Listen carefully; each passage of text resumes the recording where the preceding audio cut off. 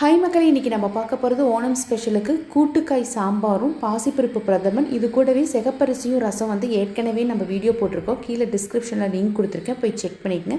இப்போ சாம்பார் எப்படி செய்கிறதுன்னு பார்த்தலாம். அதுக்கு சின்ன கேரட்டு 1 எடுத்திருக்கேன், அவரைக்காய் சிறிய சைஸில் 4 எடுத்திருக்கேன், உருளைக்கிழங்கு சின்னது 1 எடுத்திருக்கேன், கத்திரிக்காய் சின்னது 2, பூசணிக்காய் 7 துண்டுகள், முருங்கைக்காய் 6 துண்டுகள். இந்த 6 வகையான காய்களை வச்சு தான் செய்ய போகிறோம். இப்போ முதல்ல 1 கப்பு துவரம்பருப்பு எடுத்துக்கலாம்.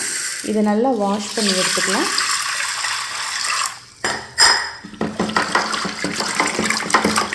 நல்லா வாஷ் பண்ணதுக்கப்புறமா 3 கப் அளவுக்கு தண்ணி விட்டுக்கலாம். மஞ்சத்தூள் 1/2 டீஸ்பூன், விளக்கெண்ணெய் 1 டீஸ்பூன், மூடி போட்டு வெயிட் போட்டு 2 விசில் விட்டு எடுத்துக்கோங்க. ப்ரெஷர் ரிலீஸ் ஆனதுக்கப்புறம் ஓப்பன் பண்ணி பார்த்துக்கலாம். பாருங்கள், பருப்பு நல்லா வெந்துருச்சு. இப்போது இதில் கொஞ்சம் தண்ணி இருக்குது. இது ரசத்துக்கு நம்ம வடிச்சுக்கலாம். ஏற்கனவே புளி ஊற வச்சுருக்கேன், அதில் தேவையான அளவுக்கு ரசத்துக்கு தண்ணி ஊற்றிக்கலாம். இந்த அளவுக்கு போதும். இந்த பருப்பு நல்லா மசிச்சு விட்டுக்குங்க.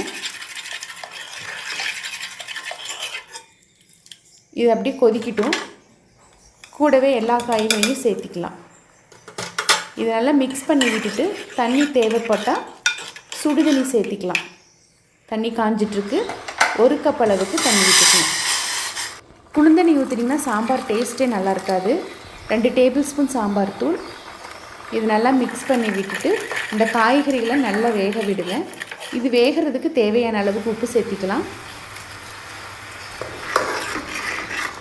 காய் நல்லா வெந்து வந்ததுக்கப்புறமா நெல்லிக்காய் சைஸ் அளவுக்கு புளி கரைச்சி வச்சுருக்கேன், அதை ஊற்றிக்கலாம். இப்போ தாளிப்பு பார்த்துருக்கலாம். தேவையான அளவுக்கு தேங்காய் எண்ணெய், 1/2 டீஸ்பூன் கடுகு போட்டு பொரியட்டும்.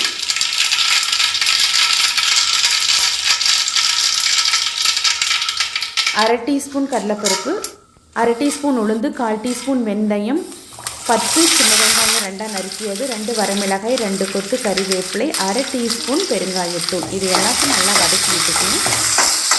இது நல்லா வதங்கினதுக்கப்புறமா 1 ஸ்பூன் அளவுக்கு காஷ்மீரி மிளகாய் தூள் போட்டு வதக்கிட்டு வேக வச்ச பருப்பு காய்கறிக்குள்ளே சேர்த்திக்கலாம்.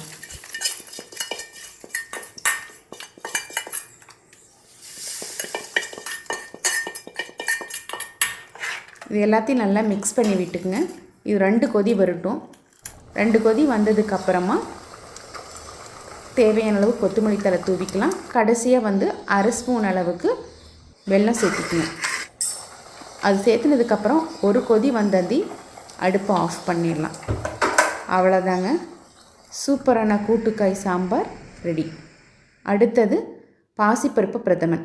அதுக்கு 1 கப் அளவுக்கு பாசிப்பருப்பு எடுத்திருக்கேன். அது முதல்ல வறுத்துக்கலாம். லைட்டாக கோல்டன் ப்ரௌன் ஆகிற வரைக்கும் வறுத்துக்குவேன். இந்த அளவுக்கே போதுமானது. இப்போ இது நல்லா ஆறட்டும். இந்த டைமில் 1 மூடி தேங்காய் போட்டிருக்கேன், 3 ஏலக்காய் விதை போட்டிருக்கேன். கொஞ்சமாக தண்ணி விட்டு நல்லா அரைச்சி கெட்டியான தேங்காய் பால் எடுத்துக்கலாம்.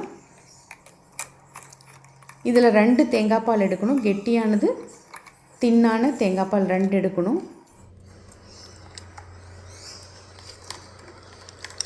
இப்போ கெட்டியான பால் எடுத்தாச்சு 1 கப்பு. அதே தேங்காயில் கொஞ்சமாக தண்ணி விட்டு அரைச்சி மறுபடியும் வடிகட்டிக்கலாம்.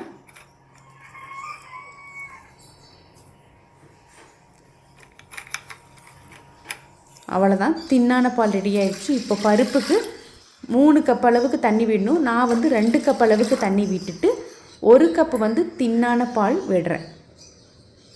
2வது பால் ஊற்றிக்குங்க. இந்த மாதிரி செஞ்சிங்கன்னா இந்த பிரதமன், அதாவது இந்த பாயாசம் டேஸ்ட் நல்லா வரும். இப்போ மூடி போட்டு வெயிட் போட்டு ஒரு 4 விசில் விட்டு எடுத்துக்கலாம். இப்போது 1 கப் அளவுக்கு வெல்லம் எடுத்துக்குங்க. 1/2 கப் அளவுக்கு தண்ணி விட்டு இது கரைச்சிக்கலாம். மண் தூசு இருந்தனா வடிகட்டிக்கலாம். கட்டி கட்டியாக வெல்லம் போட்டதுனால 1 கப் அளவுக்கு கணக்கு வந்துடும். இப்போ பருப்பு வந்துருச்சான்னு பார்த்துடலாம்.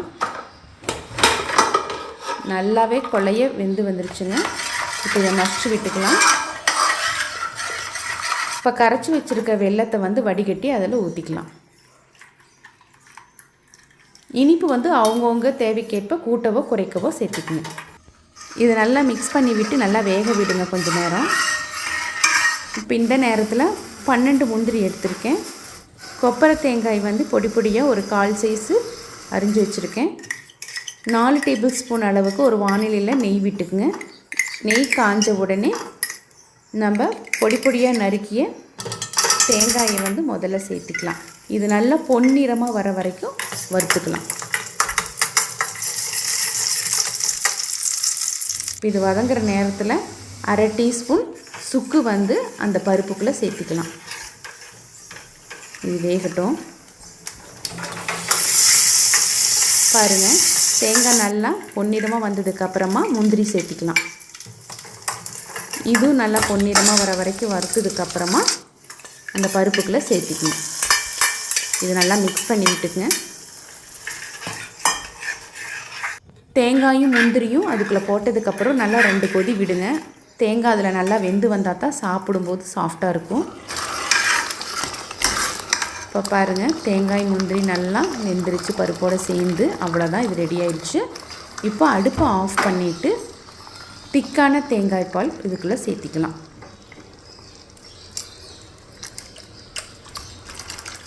இதையும் நல்லா மிக்ஸ் பண்ணி விட்டுக்கலாம். இந்த மாதிரி செஞ்சிங்கன்னா தான் இந்த பாயாசம் வந்து நல்லா டேஸ்ட் கொடுக்கும் உங்களுக்கு. அவ்வளோதாங்க, சூப்பரான பாசிப்பருப்பு பிரதமன் ரெடி ஆயிடுச்சு. நீங்களும் இதே மாதிரி செஞ்சு பார்த்துட்டு எப்படி இருந்துன்னு மறக்காமல் உங்களுடைய அனுபவங்களை இந்த கமெண்ட் செக்ஷனில் பதிவிடுங்க. லைக் பண்ணி ஷேர் பண்ணி சப்ஸ்கிரைப் பண்ணிவிடுங்க. நான் வந்து சிவப்பரிசியோட கூட்டுக்காய் சாம்பாரும் ரசமும் பாசிப்பருப்பு பிரதமன் செஞ்சுருக்கேன். இந்த ஓணமுக்கு நீங்களும் இதே மாதிரி செஞ்சு பார்த்துட்டு எப்படி இருந்துன்னு சொல்லுங்கள். நாளை வேறொரு பதிவில் சந்திப்போம். அதுவரை நன்றி, வணக்கம். அனைவருக்கும் ஓணம் திருநாள் வாழ்த்துக்கள்.